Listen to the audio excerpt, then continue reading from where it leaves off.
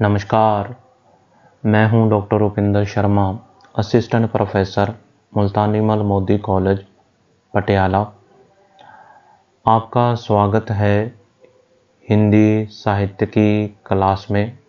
आज हमारे अध्ययन का विषय है महाकवि सूरदास, जीवन वृत्त और काव्यगत विशेषताएं। हमारे पाठ्यक्रम में निर्धारित पाठ्यपुस्तक मालिका में 4 कवि सिलेबस में निर्धारित हैं, जिनमें पहले कवि कबीर हैं, दूसरे गुरु नानक देव जी, तीसरे सूरदास और चौथे गोस्वामी तुलसीदास जी।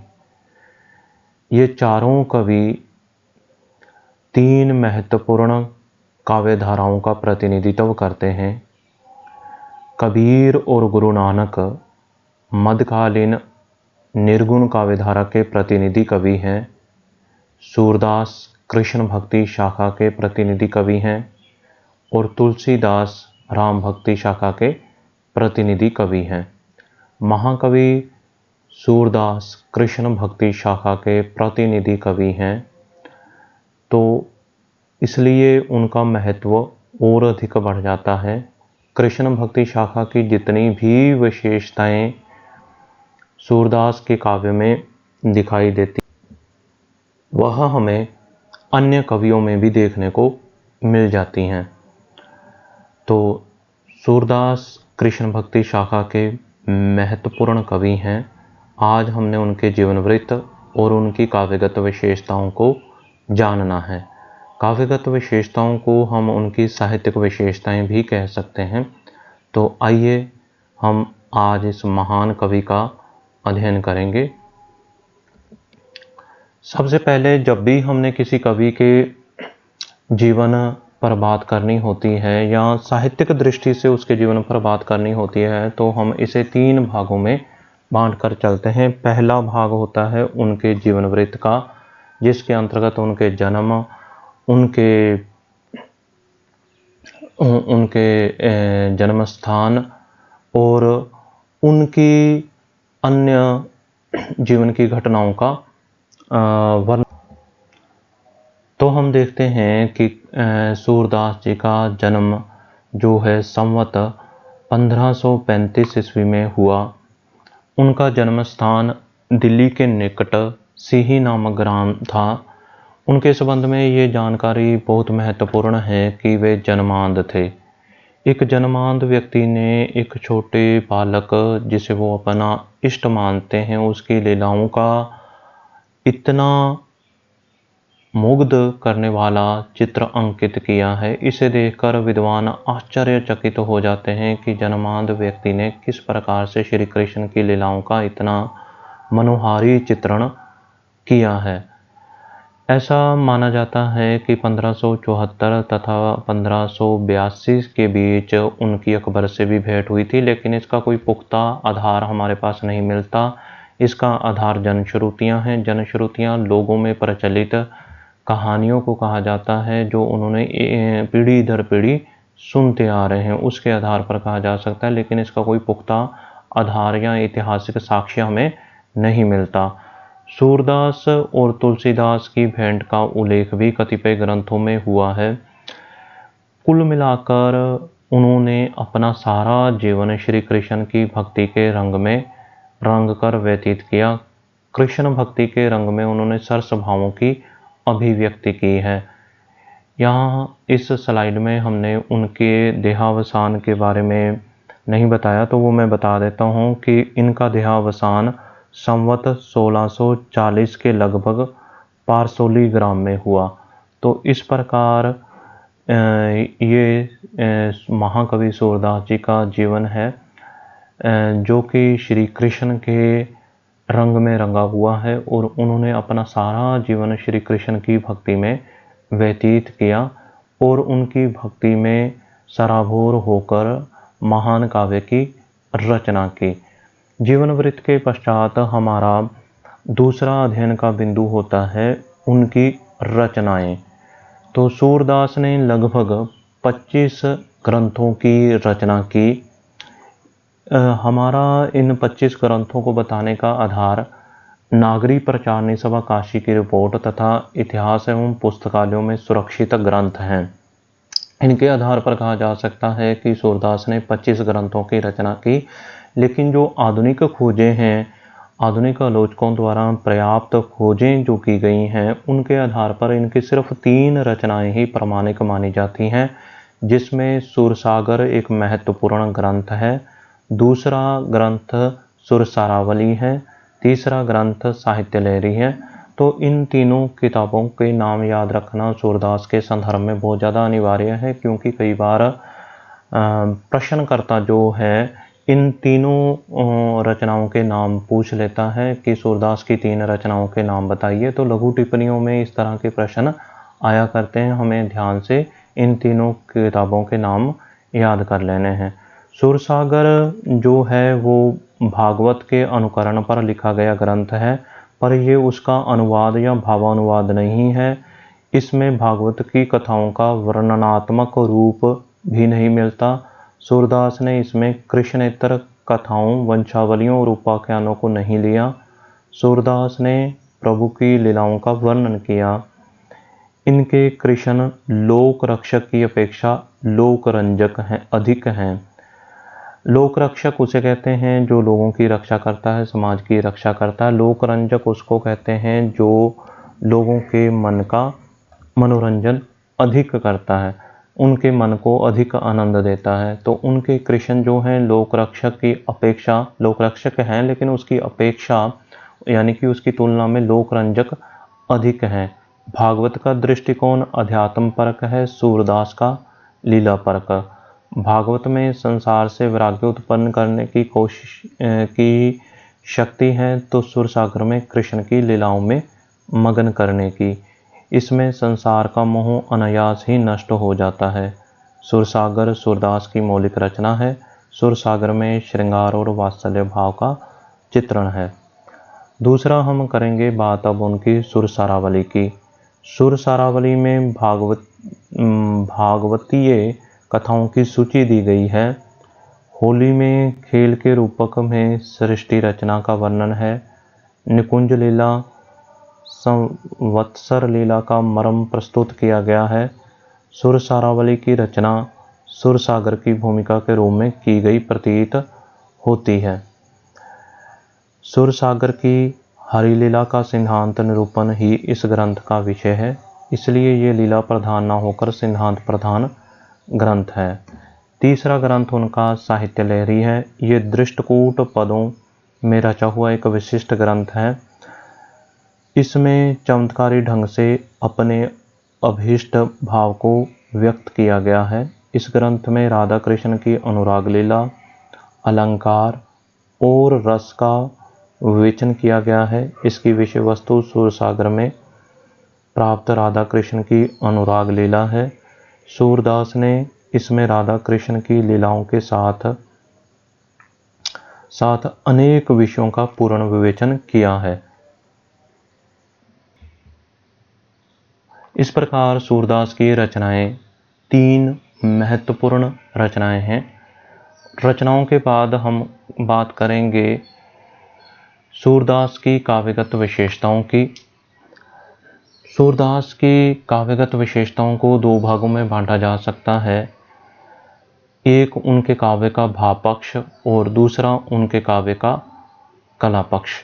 भाव पक्ष का संबंध काव्य के विषय वस्तु से होता है, काव्य के प्रतिपाद्य से होता है, और कला पक्ष का संबंध उनकी कला से है कि उन्होंने अपनी अभिव्यक्ति को किस तरह से पेश किया है। तो सूरदास के काव्यगत विशेषताओं के अंतर्गत उनके जब हम भाव पक्ष की बात करते हैं तो उसमें सर्वप्रथम हम सूरदास की भक्ति भावना को देखते हैं। सूरदास के मत में इस प्रपंचात्मक संसार से छूटने का एकमात्र उपाय हरिभक्ति है। भक्ति साधन न होकर सूरदास के लिए साध्य है। सूरदास ने नवदा भक्ति को साधन मानकर प्रेमा भक्ति की ओर संकेत किया है।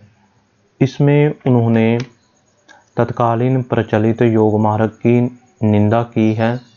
उन्होंने प्रभु की माधुर्य भाव से उपासना की है। इसमें श्रृंगार या प्रेम की भक्ति भी कहा जा सकता है। इसमें स्वकीय और प्रक्रिया दोनों भावों की भक्ति चलती है। आत्मसमर्पण और अनन्य भाव इसके लिए आवश्यक है, जिनका पूर्ण परिपाक दान लीला, चीरहरण, रासलीला में दिखाई देता है। कृष्ण के प्रति उत्कट प्रेम होने के कारण गोपियों ने लोक मर्यादा को बिल्कुल त्याग दिया है। कृष्ण के विरह में उनकी दशा हृदय द्रावक है। सुर का वियोग पक्ष संयोग से अधिक उज्ज्वल और प्रबल है। विरह की मार्मिक अनुभूतियाँ, प्रेम की उत्कटता एवं एकनिष्ठता प्रशंसनीय है। ऐसा प्रतीत होता है कि सूर ने अपने हृदय की समस्त पीड़ा को गोपियों और राधा के माध्यम से अपने आराध्य के श्री चरणों में चढ़ा दिया है। सूर की गोपियाँ कृष्ण प्रेम में इतनी तल्लीन हैं कि उन्हें उद्धव का ज्ञान मार्ग निरर्थक दिखाई देता है। सूर उच्च कोटि के भक्त थे। भक्त होने के साथ वे एक सिद्ध कवि भी थे। उनकी भक्ति में कवि सुलभ कल्पना का स्वाभाविक योग है। भक्ति भावना के प्रमुख कवि होते हुए भी उन्होंने शुद्ध अद्वैतवाद से प्रभावित होकर ब्रह्म, जीव, माया, संसार आदि का दार्शनिक विवेचन भी किया है। पुष्टि मार्ग में दीक्षित होने के कारण पुष्टि भक्ति और पुष्टि मार्ग में बताई हुई सेवा विधियों का भी यथास्थान उल्लेख किया है। तो सूर के काव्य की एक बड़ी विशेषता उनकी भक्ति भावना है।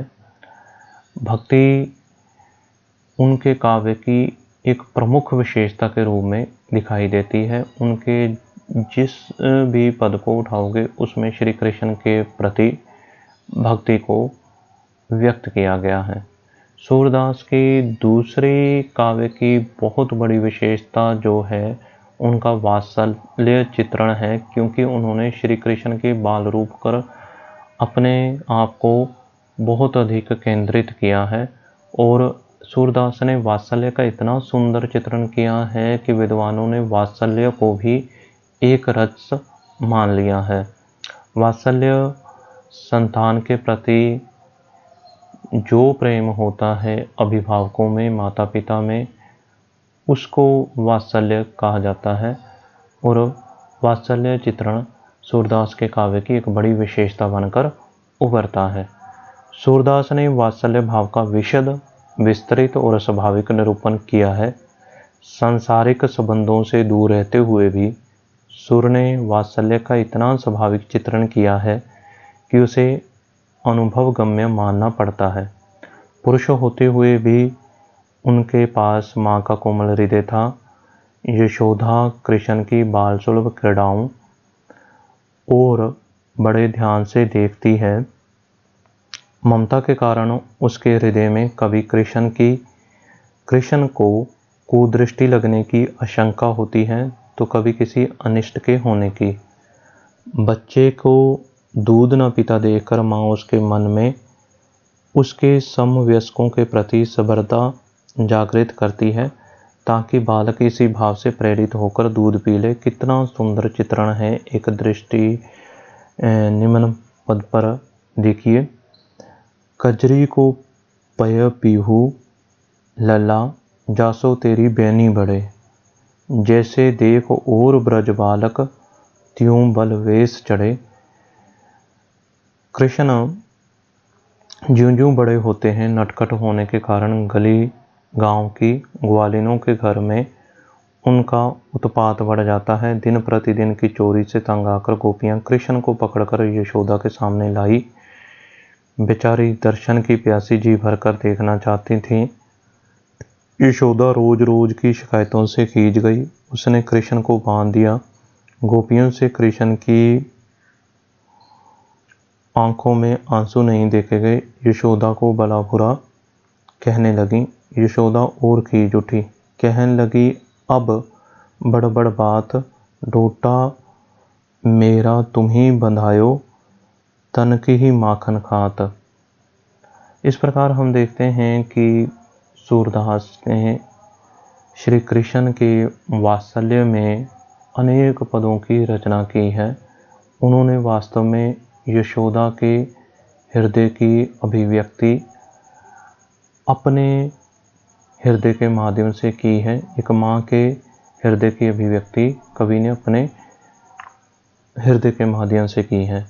सारांश ये है कि सूरदास ने हिंदी साहित्य में वात्सल्य का बेजोड़ चित्रण किया है। गोस्वामी तुलसीदास ने भी अपने चरित्र नायक राम का बाल रूप चित्रित किया है, लेकिन वे सूर के समक्ष ठहर नहीं सकते। कई अन्य कवियों ने भी वात्सल्य पर लिखा, लेकिन सूर का स्थान सर्वश्रेष्ठ और सर्वप्रथम है।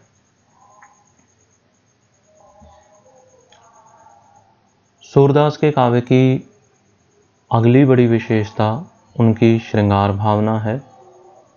उनके कवि श्रृंगार के, उनके इष्ट श्रृंगार के देवता हैं, तो इसलिए कृष्ण के संदर्भ में बात करते हुए श्रृंगार भावना का आना काव्य में स्वाभाविक ही है। सूर ने श्रृंगार के दोनों पक्षों संयोग और वियोग का दिल खोलकर चित्रण किया है। संयोग की अपेक्षा वियोग का स्थान ऊंचा है। संयोग में प्रिय का निरंतर सानिध्य प्राप्त होने के कारण भावों का विस्तार नहीं होता। प्रेमी युगल को सहानुभूति की आवश्यकता नहीं होती, लेकिन वियोग में प्राणी मात्र से तादात्म्य हो जाता है। कृष्ण के वियोग में गोपियों को कालंदी का जल भी वीर वेदना के कारण श्याम वर्ण दिखाई देता है। नैन निस दिन यानी रात दिन बरसते रहते हैं। अत्यधिक बरसने के कारण उन्होंने बादलों को भी हरा दिया है। सखी इन नैनन के घन हारे, बिन ही ऋतु बरसत निशिबासर, सदा मलिन दू तारे। सूरदास ने वियोग वर्णन की पूर्णता देखते ही बनती है। उन्होंने विरह की सभी अंतर्दशाओं का वर्णन किया। मरण का चित्रण देखिए। अति मलिन वृष भानु कुमारी, हरि संदेश सुन सहज मृतक भई, एक विरहिन दूजे अलीमारी। भ्रमर गीत प्रसंग में वियोग पीड़ित गोपियों की व्यथा तथा अन्य प्रेम स्पष्ट है। इस प्रकार सूरदास ने कृष्ण और गोपियों के प्रणय संबंध को लेकर श्रृंगार रस का निरूपण किया है, जो कि उनके काव्य की एक बहुत बड़ी विशेषता बनकर उभरता है। अगली विशेषता उनकी विषय वस्तु की मौलिकता है। जैसा कि हमने सुरसागर के संबंध में बताते हुए कहा कि सूरदास ने की द्वारा जो श्री कृष्ण की लीलाओं का वर्णन किया गया है वो भागवत कथा के आधार पर किया गया है, लेकिन भागवत का उन्हें अनुवाद मात्र नहीं कहा जा सकता, क्योंकि कवि ने वहाँ से सिर्फ घटनाओं को लिया है, लेकिन उन्होंने उन घटनाओं को अपनी मौलिकता के साथ प्रस्तुत किया है। तो सूरदास की सारी रचनाएं जो हैं वो एक तरह से मौलिक कही जाएंगी, चाहे उनका आधार ग्रंथ भागवत ही क्यों ना हो। कृष्ण चरित्र के वर्णन में सूरदास ने पर्याप्त मौलिकता का परिचय दिया है। भागवत में कृष्ण के लोकरक्षक रूप का अधिक वर्णन किया गया है, जबकि इन भक्त कवियों ने उसके लोकरंजक रूप को ही अधिक उभारा है। इसके अतिरिक्त भागवत में राधा का उल्लेख नहीं, जबकि सूर के साहित्य में राधा की कल्पना करके प्रणय में अलौकिक भव्यता का संचार हुआ है। भागवत की गोपियों का प्रेम निष्कलंक नहीं, लेकिन सूर के काव्य में उनका प्रेम एकनिष्ठ है। विद्यापति और जयदेव का आधार लेते हुए भी सूरदास ने प्रणय प्रसंगों में स्थूलता का सर्वथा अभाव दिखाया है। अपने युग और परिस्थितियों के अनुसार नए प्रसंगों की उद्भावना सूरदास ने अपने काव्य में की है। इस प्रकार से सूरदास के का आधार ग्रंथ यद्यपि भागवत को माना जाता है, लेकिन उनका सुरसागर सर्वथा मौलिक ग्रंथ कहा जाएगा। प्रकृति चित्रण। कृष्ण काव्य वस्तुतः भाव प्रधान काव्य है। भाव प्रधान काव्य में प्रकृति चित्रण पृष्ठभूमि अथवा उद्दीपन रूप में होता है। प्रकृति के स्वतंत्र रूप का चित्रण ना के बराबर है। फिर भी सूरदास ने प्रकृति के कोमल और कठोर, मनोरम और भयानक दोनों रूपों को लिया है। संसार का सौंदर्य भी इनकी आंखों से छूट नहीं सका। मानव हृदय के अमूर्त सौंदर्य चित्रण और रस निरूपण में सूरदास ने उस भावना और कल्पना का परिचय दिया है जिससे इनके पूर्ववर्ती कवि सर्वथा अपरिचित थे। सामाजिक पक्ष। अब प्रकृति चित्रण के बाद इन कवियों के सामाजिक पक्ष पर बात करनी अनिवार्य है। कृष्ण भक्त कवियों ने भगवान की लीलाओं का वर्णन ही अपने काव्य का विषय माना। इसी तरह से सूरदास की काव्य का विषय भी भगवान की लीलाओं का वर्णन है। लीला में औचित्य अनुचित्य की कोई सीमा नहीं रहती, क्योंकि लीला के लिए गाई जाती है, उसका समाज के कल्याण से कोई संबंध नहीं होता। फिर भी इन कवियों ने लोक मंगल का ध्यान रखा है। उद्धव गोपी संवाद में उद्धव को लक्षित करके अलखवादी, स्वाभिमानी, निष्फल काया कष्ट को ही सर्वश्रेष्ठ साधन मानने वाले योगियों की अच्छी खबर ली है। वर्णाश्रम धर्म का पतन, सामाजिक कुरीतियों और धार्मिक विडंबनाओं के चित्रण भी इनकी पदावलियों में प्राप्त होते हैं। ये था सूर के काव्य का भाव पक्ष यानी कि विषय पक्ष, जिसके अंतर्गत हमने सूर की भक्ति भावना के बारे में जाना, उनके वात्सल्य चित्रण के बारे में जाना कि सूरदास के पास माता का हृदय था। उन्होंने कृष्ण की बाल लीलाओं का बहुत ही मनोहारी चित्रण प्रस्तुत किया है। श्रृंगार भावना के संबंध में जाना कि श्रृंगार के दो पक्ष होते हैं, संयोग और वियोग, लेकिन वियोग पक्ष अधिक प्रौढ़ हो जाता है, क्योंकि इसमें व्यक्ति का विरही का समूची प्रकृति के साथ तादात्म्य हो जाता है। इन कवियों ने यद्यपि अपना विषय जो है भागवत से लिया है, लेकिन विषय वस्तु की प्रस्तुति में इनकी मौलिकता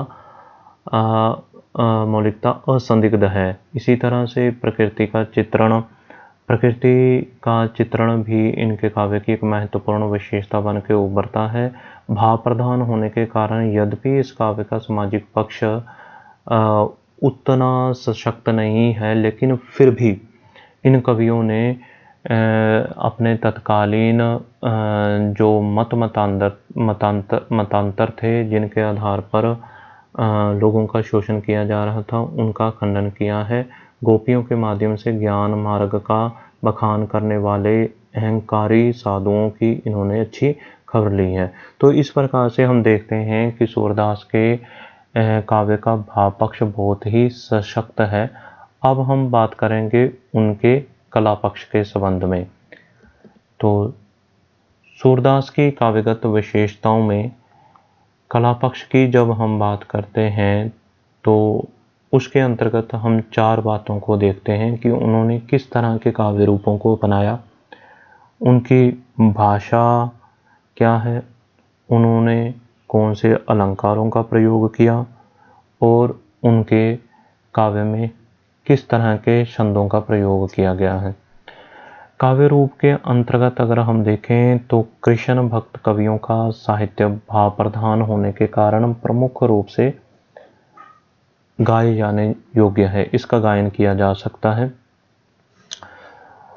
इसी आधार पर अगर हम सूरदास के काव्य की परख करें तो सूरदास का काव्य भी गायन योग्य है, गाया जा सकता है और भाव प्रधान काव्य है।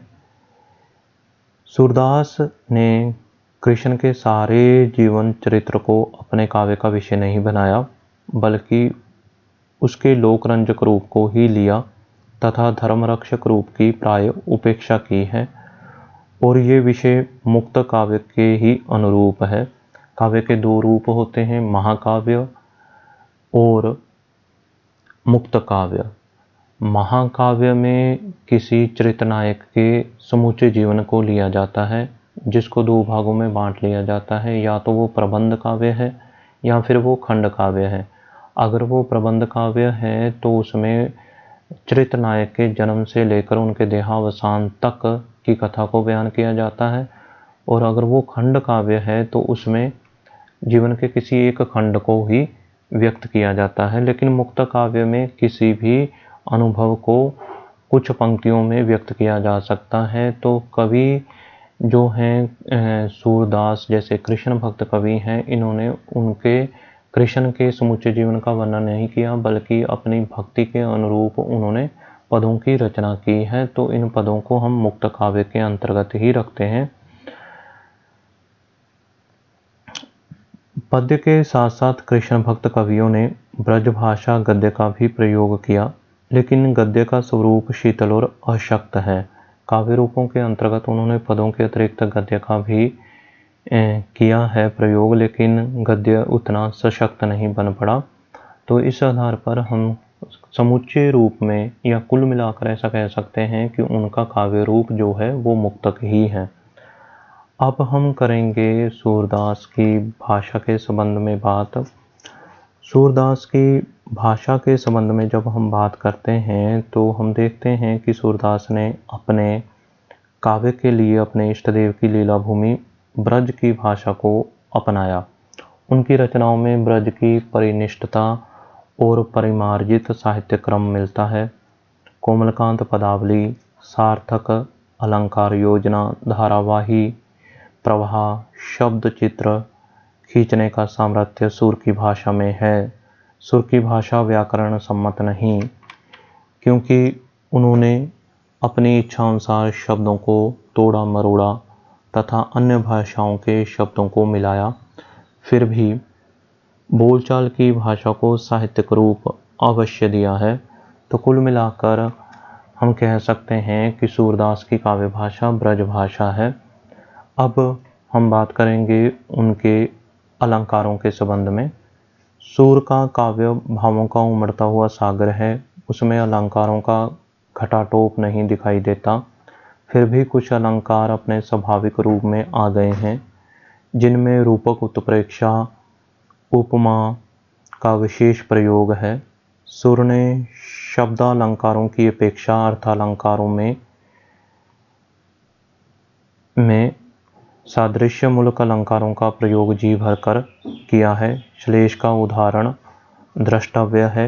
निरखत अंक श्याम सुंदर के बार बार लावती ले छाती, लोचन जल कागत मसी मिलके, हवे गई श्याम श्याम की पाती।